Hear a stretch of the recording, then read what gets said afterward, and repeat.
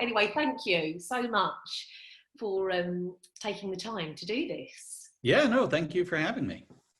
How are things? Good. I mean, in the circumstances of the world, yeah, everyone here is healthy and, we're able to do work over Zoom. So, yeah, no complaints. How about yourself? Yeah, pretty much the same. A lot of work being done on Zoom and Skype, working from home, but everybody is well and safe and healthy. So that's all we can ask for. Indeed, indeed. I'll be looking forward to 2021 or like whenever we're like beyond all this. It'll be good to get back to No. yeah, the rest of the world. No, it really will. And just I'm kind of getting on board with this new normal of, wearing the face mask and whatnot. But yeah, it feels very strange. Just feels strange. Yeah, my wife and I went to a restaurant where we sat outside for the first time, like last week. And it'd been the first time we'd been at a restaurant in like, 4 months, 5 months. It was like amazing. It felt like a vacation. I was like, oh my goodness, we went out to eat. Hopefully we survived it. Like, yeah, no, it's the little things you have new appreciation for. You really do. And all the things like eating out and just going to sit and have a coffee somewhere, I realise I've taken them for granted. So now getting a takeout coffee, I'm like, this is amazing. It's the best thing in the world. But Yeah. yeah, we've taken a lot for granted. But like you say, hopefully, touch wood, 2021, let's hope, is a better year for all. Sounds good. Yes, right. Well, I won't hold you up any longer, Scott. We'll crack straight on if that's okay with the interview questions. Yep. Brilliant. So, Scott, what is the problem that you see in the market? So marketing has been going through an incredible transformation, really ever since the, internet exploded, but, particularly over these past 10 years where digital channels, digital ways of finding and engaging and delighting customers have become, they've moved from the periphery, in most marketing departments to really like the core of just how businesses engage with, their audiences. In fact, actually here in 2020, for circumstances beyond anyone's control, we've actually realized like, wow, we need to even push this digital engagement further. And the truth is, well, on one hand, that's a tremendous opportunity, for marketers to, develop these new ways of, building relationships with customers. The truth is, at the same time, it's challenging. This is a new set of skills. These understanding how to like piece together the right technologies, how to embed it into our marketing operations, how to use them effectively to really impact customers in ways that they appreciate. Yeah, it's kind of like the best of times and the worst of times. I mean, it's an incredible new opportunity in reshaping marketing, but yeah, it's a lot of an uphill climb. Right, and what would you say is the impact of the problem? Well, again, I think, for marketers, most people who got into marketing chose it as a field that was different than perhaps a more technical, discipline. That's changing in, today's environment. But, I think for a lot of marketers, particularly senior marketers who technology management and even to a certain extent, like more true like operations management, it just wasn't, where their passion and where their experience, and where their skill sets were really, focused.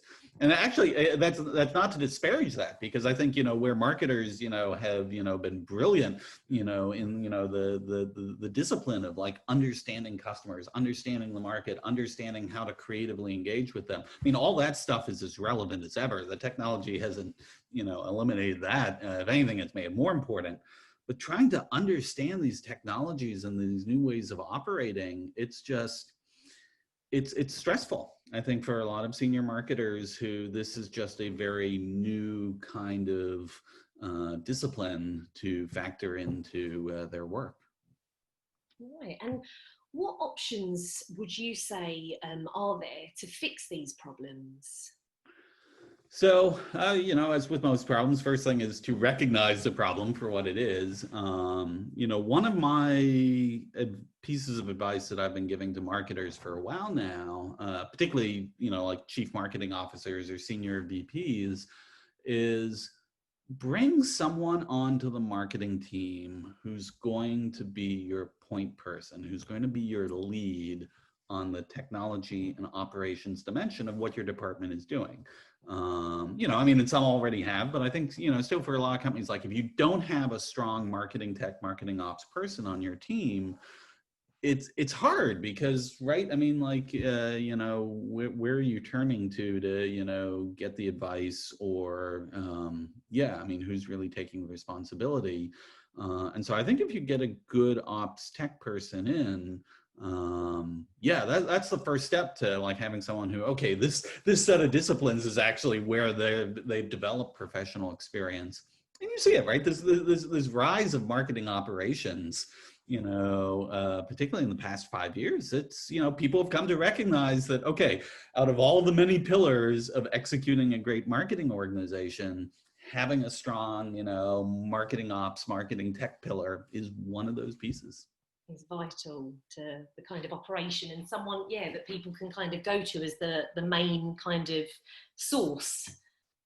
Exactly. And that a part of what they're trying to do is to enable and support the rest of the marketing organization. People sometimes, I think, rightfully push back. There's been so much MarTech and so much, that's come at everyone so fast that I think people push back and say, like, okay, well, all right, don't lose sight of the real mission of marketing. Like, don't let the technology like make you so dizzy make you so dizzy that you're like, losing track of like what's really important, with a business and its customers. And I think that's a perfectly valid pushback. And I think that's, again, one of the things of like marketing ops and marketing tech is not the star. It is not the reason for marketing. It is a supporting capability so that the rest of the marketing org can really perform at its highest level. Yeah, to kind of get the best out of everybody. Yeah. And what route do most organisations take, would you say, and why? So I think this step towards building out a marketing ops function, and again, it depends on the size of your organization. Like, for a smaller company, this may be just one person. It might even be someone who this is, they may wear more than one hat. As you get up into larger organizations, these become teams. And I think, that has become the first level, is making sure you have, the right people. I think the second thing that then you see organizations doing is they're getting more disciplined about carving out sort of the resourcing for this, like really understanding like, okay, well, what is our budget going to be for the technology infrastructure that we're leveraging here, and they might do that in collaboration with the IT department. They might, be doing this in some cases in collaboration with certain outside service providers that they're working with who are bringing in part of that. But I think part of it is, right, you get your arms around the cost. So there's some clarity of like, okay, what are we budgeting for this? What's going to be a necessary investment to achieve what we want? But at the same time, also putting in the instrumentation to measure the results. Like, okay, if we're going to invest this money in these capabilities, this is the kind of impact and return we're expecting for that. And to set those expectations clearly enough, that you can hold people accountable for it. Not just your own internal team, but also like, right, if you've got vendor relationships that they're charging you for certain technologies and it's an annual subscription, you're like, okay, here's the return we need to see from this, or we're not going to renew next year. And to make that as much of a black and white economic decision, I think brings a lot of clarity to marketing leadership. Okay, and what are the barriers to an organisation, what are the barriers to an organisation addressing this problem? What would you say are the barriers? Well, the barriers, it kind of a bit what we've been talking about is, first and foremost, it's just it's a little bit of a chicken and egg of, you know, if you don't have any good MarTech marketing ops experience in your team, even going out to hire that talent, you know, you're not necessarily sure, like, okay, I know I need that talent, but how do I evaluate that talent? How do I know I'm finding the right person? You know, I mean, it's, you know, this sort of bootstrapping through the learning process of how to incorporate this, you know, into the marketing department is, yeah, it's a little bit challenging. And again, I think, like, you know, advice to that would be, you know, to lean on other peers who have gone through this.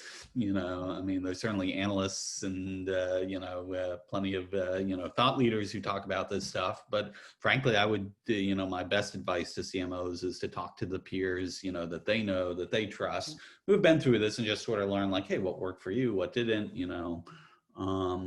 I think, you know, early in organizations, there's also typically a bit of just understanding the boundaries and responsibilities between, okay, what is marketing going to do in its own marketing ops team?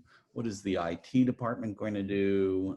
Is there, like, perhaps in some companies, there's like a digital, you know, function, or maybe a rev ops function or something like that, you know, and all these teams have roles to play. But I think you want to, you know, get clear on who's taking responsibility for which pieces, just so there's a conflict of two people trying to do the same thing, but also to make sure, yeah, you're not missing a gap where nobody's thinking about, you know, some particular component of it. So everyone kind of has their set roles and are comfortable in those set roles, and there's obviously no little gaps in the infrastructure. Yeah, and that's, I mean, that's a non-trivial exercise for a business at, you know, any scale to, you know, get that mapped out. Yeah, not underestimating, you know, the work of just doing that organizational planning. Okay, Scott, and what would you say are, you've kind of touched upon it, the benefits from addressing that? I guess you've kind of touched upon it, that you haven't got gaps kind of in the workplace, in certain roles, responsibilities. Yeah, and I mean, again, ultimately, like, you know, a lot of the work for marketing operations is a very internal focused capability building.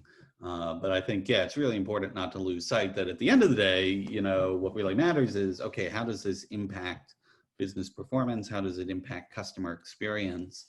You know, and I know we've all had these experiences where we've dealt with companies where, you know, there's one thing on the website, there's another thing if you call them, there's something else if you're chatting in a bot, maybe there's something else happening on social media, something else in an, you know, it's like the things just aren't connected. Which, again, totally understandable how we got there, right? I mean, like, you know, marketing, most professions, right? You know, they sort of by default develop these specializations, and those specializations usually turn into silos. But I think one of the things we all recognize, just as consumers and customers ourselves, is those internal silos end up being reflected as these very disjointed experiences, you know, for customers who, like, they don't understand your internal, you know, org structure. They're just knowing that, like, wait a second, you mean I have to tell you all the exact same information that I just filled out on that website, like, you know, an hour, like, aren't you the same company? You know, and so I think that's, you know, that really should be the motivation here, is like, okay, the reason we're going through all that hard work of trying to just connect these dots internally is so that we can really deliver a more coherent, a more seamless experience for customers. And what would you say are the steps to kind of implement this, to get started? Yeah, so we talked a bit about, right, like getting the right talent involved, doing the organizational, you know, sort of capability planning across the broader team. You know, it's not just marketing, but all the intersections that marketing has with other stakeholders. I think then the third thing I would do after that is, or sort of in parallel with that, is really do a very disciplined customer journey map. I mean, like, we were just kind of, you know, making a bit of fun of, like, you know, oh, well, I went here and I saw one thing, I went here and I saw something else. You know, one of the ways you can, like, address that is just go through that exercise of, okay, as customers come to us in different contexts, as clearly as we can, let's just try and understand what those steps look like. Like, where do they go? Who might they talk to? What might they be looking for here? What do they expect? Because I think when you start to like really map that out, it's a lot easier to see like, oh, okay, well, obviously then the interaction with our marketing automation system here that's sending out this email, we kind of want that connected with our customer service department, because if someone's having, like a crisis in our customer support hotline, we don't want to at the same time be sending them an email saying, oh, please review us on this site. It's like just connecting those dots. And as you start to see that map, I think it becomes a lot easier for, these cross-functional teams to just have something that they're working towards, like the same shared outcome, the same shared vision. They're all singing off the same hymn sheet. Yes. As we like to say. Okay, and what would you say are the timelines involved for getting these results? So, I mean, again, part of this is like a recognition that this is an ongoing evolution. Like, I don't know of any company that's like, okay, we're done, everything works, nothing needs to change, we're perfectly good. I mean, we're in a time, for better and worse, of just continuous change, happening in the market. I mean, even aside from the craziness of 2020, new channels, new devices, new expectations of customers. And so at some level, you almost get yourself into a pattern where you're like, okay, this is a job that it's not a project. It's not like, oh, we'll do this once and it's done. It becomes almost part of our DNA, almost part of our operating system of how we run our business. All right, so that was not actually answering your question. I guess what I would say is, for folks who are early in this process, I would generally expect like, okay, you want to allocate at least 6 to 12 months to be able to, get the right people, get the right, mapping of who's doing what, start to understand how that relates to the customer journey. Like, that's a lot of work there. And so I think doing it in anything less than 6 months is probably not, giving it enough due. That being said, I've been watching what companies have done in the past few months in response to COVID-19, and it is amazing. Like digital transformation is one of those buzzwords that when you talk to companies about, okay, well, what are your plans for digital transformation? They'd be like, oh, well, it's going to take us a year to do this, and it's going to take us another 2 years to do this thing, and then maybe 3 years from now, we'll get to this other thing. And everyone's like, yeah, that's probably how long it's going to take.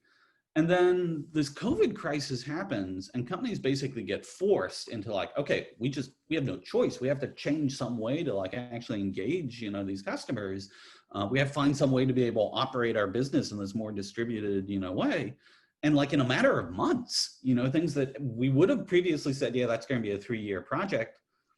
People did it in like 3 months. And I think there's a lesson that we can kind of take away from that of like, we might actually be more adaptable and more agile than we really gave ourselves credit for. And I think it'll be really interesting when we get past this crisis, where the new level set is on how quickly a company can actually move once they decide, yes, we want to do this.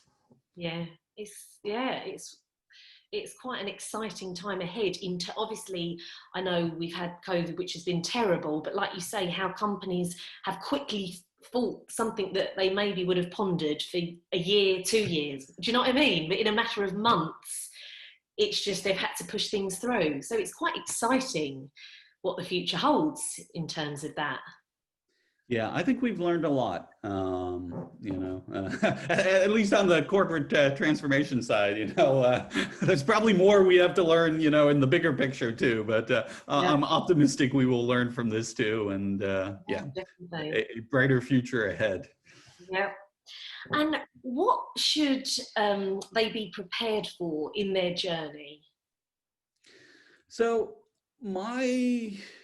it's funny. So again, being in the MarTech space, most people I talk to, I think their assumption is that the biggest problems are technical hurdles. Like, oh, well, how do we get these systems to integrate? Or, how do I get this capability, in a particular software product? And there's some of that, but to be honest, the biggest barriers to people being successful with MarTech is change management. It's a people and process side. It's like, to harness the power of these technologies, you have to adapt the way you operate to be able to take advantage of them.